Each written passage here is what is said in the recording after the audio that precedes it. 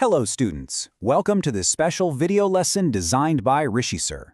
Today we're going to be looking at chapter 3 from your first flight textbook. Now this one's really interesting because it has two very different prose stories and one really funny poem. They're all about flying, but they explore it in completely different ways. That's right. So here's the plan. First, we're going to look at a story about conquering a fear that's deep inside you. Then, we'll shift gears and get lost in a super mysterious storm. After all that tension, we'll lighten things up with a hilarious poem. And finally, we'll wrap it all up in our takeaway zone, making sure you've got all the main points. So, are you ready? Let's just jump right in. Okay, so let's start with our first story, His First Flight by Liam O'Flaherty. At its heart, it's a simple but, a very powerful story. It's all about a young seagull who is just completely petrified of taking his very first flight.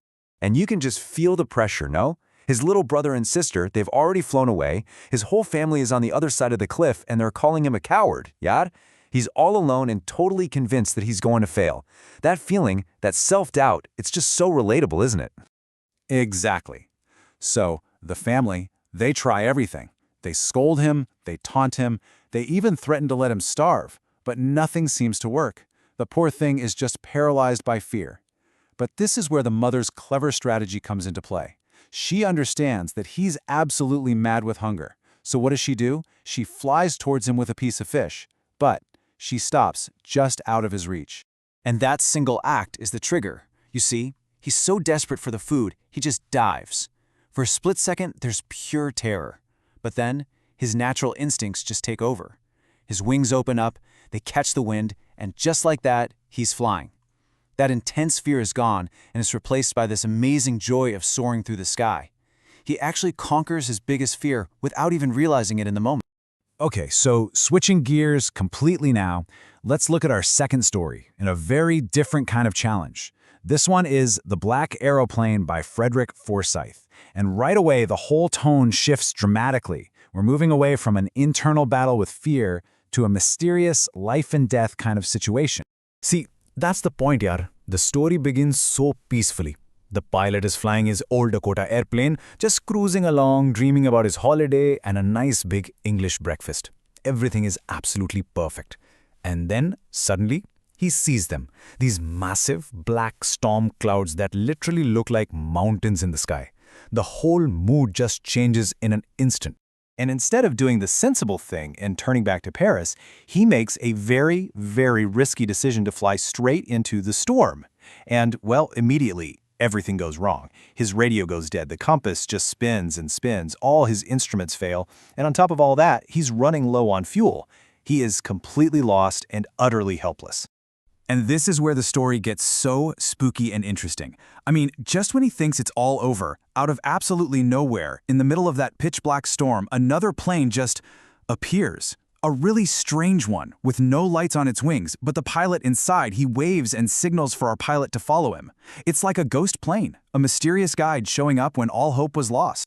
So this mysterious pilot guides him safely out of the storm clouds and towards an airport runway. He lands safely, and of course, he wants to thank his helper. But when he turns around, the black aeroplane is just gone, vanished. And when he asks the woman in the control tower about the other plane, she looks at him confused and says his was the only plane she saw on the radar. The story just ends on that question, leaving the mystery for us, the readers, to solve. So if we just pause and compare the two stories, you can see a clear difference. His First Flight is a classic example of an internal conflict, right? It's man versus self, the seagull against his own fear. In contrast, The Black Aeroplane is all about an external conflict, man versus nature, or maybe even man versus the unknown. Both are about flight, for sure, but they represent two very different kinds of journeys. Okay, enough with all the serious stuff. It's time for a complete change of pace. Let's do a little vibe check with the poem from this chapter, which is How to Tell Wild Animals by Carolyn Wells. And let me tell you, the vibe is just pure fun. This one is not serious at all. It's meant to be very, very humorous. It's really quite funny. The central joke of the whole poem is that it gives you these totally ridiculous and dangerous ways to identify wild animals. Exactly. It's hilarious. Like, the only way you can be sure you've met an Asian lion is if it roars at you while you're dying. And you'll know it's a Bengal tiger for sure, well, only after it has already eaten you. The whole idea is so absurd that it's just brilliant. Now, from an exam point of view, a key literary device the poet uses here is something called poetic license. You might notice how she spells leapt as L-E-P-T, just so that it rhymes with leopard. This is basically a poet taking some creative freedom with spelling or grammar to maintain the poem's rhythm and rhyme. It really adds to the lighthearted and humorous feel of the poem. All right, let's bring everything together in our final section, the takeaway zone. We'll quickly go over the key ideas from both the stories and the poem that you should really try to remember.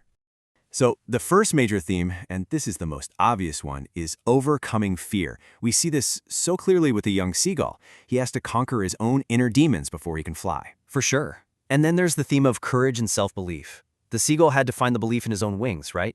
And the pilot? He had to have the courage to trust a complete stranger in the sky. And finally, there's the power of the unknown. This is the main idea in the Black Aeroplane. Was that other pilot real, a figment of his imagination, or maybe his own courage showing up as a guide? The story beautifully lets us wonder about it. And let's quickly recap the literary devices. In his first flight, the author uses personification, giving the seagull human-like fears and feelings so that we can connect with the struggle. The Black Aeroplane is basically built on suspense and irony. The suspense of the storm and the irony that the pilot is saved, but we never find out how or by whom. And the poem, as we just discussed, relies on humor and poetic license to create a really fun and memorable effect. So I think the most important point here is that both stories, in their own unique ways, are about taking a leap of faith. The seagull took a literal one, right off the cliff, and the pilot took a figurative one, trusting the unknown. And that kind of leaves us with one final question for you to think about. What is that one fear that you need to conquer to make your own first flight? Cello, done and dusted. Best of luck, guys.